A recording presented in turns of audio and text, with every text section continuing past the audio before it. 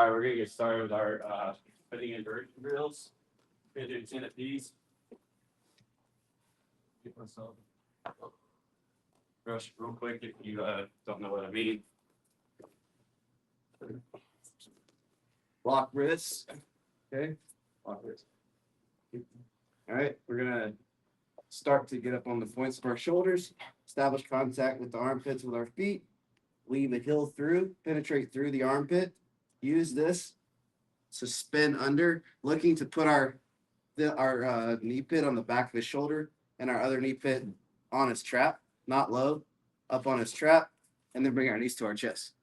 Okay, and that's it. And we just want to get 10 on each side just to get warm because it's pretty cold in here, and then we'll get into some actual instruction. Okay, 1, 2, 3. I'm gonna recap our mechanics from the other night.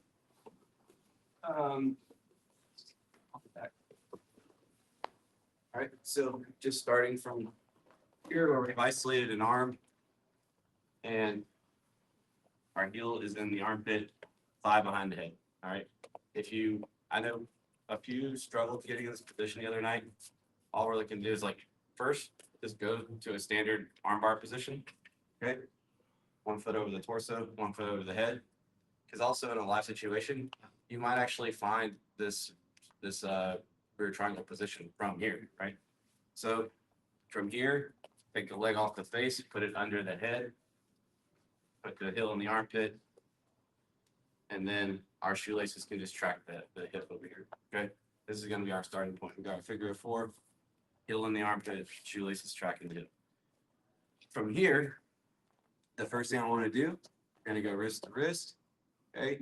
And we're looking, the whole objective here is to keep his elbow isolated above his head, okay? So we're here, wrist to wrist, and I start to pledge allegiance. And as I fall to a hip, you can even see my underhook hand come through and kind of just claw the elbow. And I'm just going to glue this thing to my chest as I'm falling. Okay, so here, I go wrist to wrist. I fall to a hip. Okay, big thing we mentioned the other night was head alignment. I want my head above his head, not out here. Okay, next, as I fall, I want to make sure my knee pit ends up in the artery. So I'm going to allow my foot to rotate and point towards the ceiling so that my knee pit gets here right here in the artery. My knee's roughly in line with the ear. Remember on the front triangle, we wanted our knee below the ear. Here it's roughly in line with the ear, something that you'll have to feel for your own body and their neck. But we're looking to roughly have our knee pit here in the artery. Next, as always, in all triangles or in most jiu-jitsu positions, our lower legs are pointed in the same direction, not away from each other or any of this kind of stuff. We got maximum control when they both point in the same direction. Okay. Lastly, before we ever worry about locking anything, trap triangle, anything, is where our hips are. So if my hips are under his shoulders, I'm gonna need to get north of his shoulder line. So I can take the ball of my foot and put it on the hip, or if we want to come out to the mat, that's fine too. It's up to you. The goal though is to get my hips north of the shoulder line, right there. Then I'm right back to unified legs, okay? And then I lock a trap triangle. I'm only making enough space to lock, and I'm not looking to lock a triangle, a full triangle, right? Just a trap triangle, right? A head and an arm trap between my crossed legs, okay? This is phase 1, and then we'll have phase 2, which is actually going to our strangle. So first thing we're going to do tonight is this is your end state. Okay, so I want the attacking guy to start here. I want you to work to isolate this arm. I want you to work towards a trap triangle, and I want you to maintain this trap triangle for as long as possible without locking to your knee pit or trying to actually strangle them. Okay, if you're strangling them, you're not being a good sport in the game we're trying to play. All right, I want you here. I want you to work on keeping just this position for as long as possible. Bottom guy, I want you to just find a way out however you possibly can. All right. And top guy, again, we're not trying to strangle him. We're just letting people experiment, and you're gonna see how to hold this position. You can even, if you want to make it harder on yourself, you can even not lock the trap triangle fully. You can just keep the unified legs. Right? So try both. As soon as they escape, If they escape after before 2 minutes is up, just reset and go again. Everybody's gonna get 2 minutes, okay? Hey, one pointer. Where you have the bend in the elbow, where it's really, really tight in the elbow to your chest right now, guys on the bottom who are running out of this, be mindful your shoulder is in a very, very tight spot right now. If you run the wrong way, you're gonna hurt yourself. So just don't get crazy from this position. Think, don't act, right? Your shoulder's in jeopardy right now. Like if he tries to run right now and you lock that in and bend his shoulder real close to you, he's gonna hurt himself if he goes the wrong way. So just be mindful of that for them. Yeah. Really mindful, because you can really hurt him. Any questions on this? Okay. Just trying to think I should change it up a little bit. No, just be careful. There's ways to run out of this. But yeah, we're gonna do another variation of this though, to be even safer. Go for it. Can I push you in it? Yes. Well, either or. Which side were we? Here? Yeah. All right. Yeah. When this is bent here and we start working our Sankaku all the way through, his rolling, like I've almost got like a Kimura because of where his body is already, right? If I start moving his hand here, there's my shoulder Kimura right there. Think about that. That's the difference, right? So for him to run the wrong way, it can get bad really fast when we have this tied to our bodies. So be careful. See? You feel what I'm saying? Yeah. Just be careful. You'll rip the back of your shoulder up. Let's start with just the leg pointing the same direction. Don't even cross your feet right now. That makes sense? Just start there. All right, bottom, we gotta find a way out of that. Okay. All right, 1, 2, 3. Sorry. No, that's the purpose of that was, well, there was 2 purposes in that game. One of them was maybe you'll find something that none of us know about that you can educate us.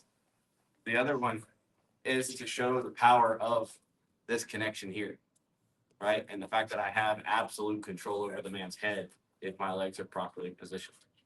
Okay, so even with his hips free, as I swim under and without my legs even locked, if I control this elbow and this wrist and keep them hugged to my chest, he's gonna have a really hard time getting out. Go ahead and go. Could not go this way at all. Like go wherever you want. It's gonna be difficult without even locking my legs. Show Even the that way, break you get to arm. the point where they choke. Yeah. Right? Now, the minute that I don't control this elbow and it starts to drift, now that's game over for me, right? It's way easier for him to start getting out. He can start self-framing against his own hand, and now his elbow's connected to the ground. He can wedge my leg off, all that good stuff. But if I control this elbow north of his head and keep it, take these the meat hook, right? In the crook of the elbow, and I take my elbow into my pocket and I pledge allegiance and I point my feet in the same direction. Okay, without even crossing my feet, I have a ton of control here. So that was the primary purpose of the game, was for you on top, you attacking, like to see. We always say like position and control before submission, right? Like there's a lot of control here where you don't have to feel like you have to rush things. Okay, as long as everything is good, everything's aligned here, right? If I'm way up under his shoulder, there's a lot of shoulder. The more shoulder that's in this lock, the more of an innate wedge he has against my control. But as my hips get into the proper position and I take the shoulder out, he has very little to kind of wedge and create space in here and start moving and wiggling. So that's the purpose of that game. Now let's get into phase 2, the actual finish, okay? And we're actually going to drill this one 5 reps a piece, and then we're going to do another game. So here, same starting position. We're going to go wrist to wrist, ball to our hip. Notice I want to make sure the crook of my knee gets in the correct position. I want my lower legs pointed the same direction. And I want, like, everything's the same. I want to maximize my control here. Now we're going to start to lock our trap triangle. Okay, so I'm going to make some space, lock. Okay, and I'm still not looking to like lock over here. Okay, this is no good. As soon as I lock, I'm still looking to make my lower legs point relatively the same direction. You won't be able to do it perfectly because they're locked, right? But I'm not looking. A lot of people Monday are like rushing to get to their knee pit and like lock a triangle. Like you're gonna probably have more success. Do it both ways, but you're gonna most likely have more success if they're really defending their chin if you start here, because now once I have this trap triangle, now I can start going to phase 2. And if you remember from Monday, that's where I reach down and grab my own foot. I don't pull my foot to my knee pit. That's not that's not what we're doing. Okay. I'm reaching out, grabbing my foot, and I'm pulling everything north. And watch what happens to his chin. His chin gets exposed as I pull my foot didn't leave that spot of my leg, right? I didn't like do this. Everything stayed the same, and I brought my knees to my chest, and it opens his chin up. Now I can extend my top leg and come down and hide in my shoelaces in his lat, right? Then I'm right back to the elbow, and my finish here. Oh, sorry, that's tight. You're good. My finish here, after I hide my shoelaces behind the lat, behind the back, I'm gonna pinch my top knee towards my bottom knee and bring my knees to my chest. Right? Pinch the knee down and bring both knees towards my chest, or flex your hamstrings, whichever of those cues feels better for you. I just say bring your knees to your chest because your hamstrings should activate if you do that. Okay. Any questions on that? Most of you were here Monday, I think, but anyone need to see that one more time? Cool. Let's get 5 apiece of that, and then we're going to do another game that's related. All right. 1, 2, 3. It's a bad movie.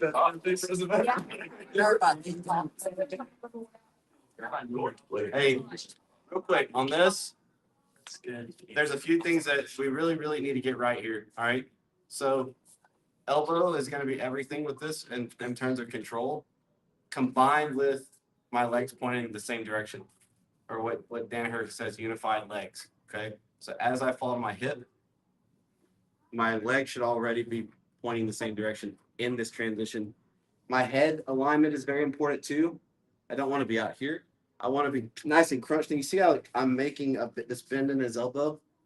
I'm reinforcing it with my body. Okay.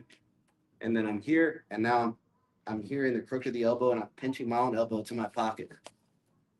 Right? And now my feet, my lower legs are pointing the same direction. Lastly, or next, is the hip position. That is super important. So if I need to make sure that my hips are out of his shoulder line. Now it's all arm and head. There's very little shoulder in here. Now, this is also real important to bring everything up and then lock. Okay, that's super important. But remember, head, hips, and elbow are all the control points here, and the elbow specifically, because if he starts getting his elbow, he's going to be able to start framing and creating space. Okay. All right. So now the game is we're looking to start here with the isolated arm. We're going to go ahead and start in the this unified legs position with uncrossed legs. Top guy, your whole goal is to get the strangle, not go anywhere else. Just your whole goal is to control them and strangle them. And I encourage you to be systematic about this, because you already know now from the last game that you can be pretty slow paced and keep a lot of control with this. Okay, so think through what you're doing. Bottom guy, your whole goal is to try to not get strangled. And this should be intentionally extremely difficult if the top guy is doing the right things. Okay. Any questions on this? All right. Once you get it, just switch. We're going to go continuously just until I call it. All right. So once you get it, switch.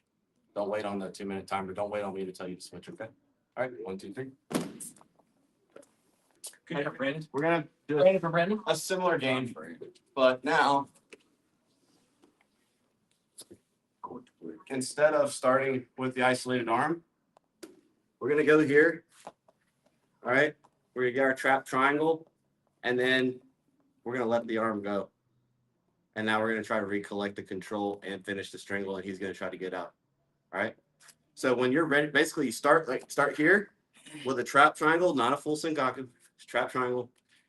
And then when you're ready, you choose when you're ready to go. Just do that. And now we're live. Okay. All right. 1, 2, 3. Guys, hey, you push. We got one more game, and we're gonna head off the mat. All right. We're not gonna do 6 minutes. We're just gonna do 2 minutes. We're gonna start the close guard. My hole. This game is, if you're defending, your whole job is to stand up and get out of closed guard. And if you do that, you're gonna switch. Okay. All right. We'll reset right there. We're not doing anything else in the guard recovery, all that kind of stuff. My whole job as bottom player is to get his hands on the mat and keep him there as long as I possibly can by any means. Okay. That's it. Just If keep he- the hands on the mat posted. Just the hand. Okay. And keep him there as long as you possibly can. And then if he gets out, if he's still in your closed guard, get him back there. Your whole job is to get out of closed guard, okay? This is gonna be a 2-minute round.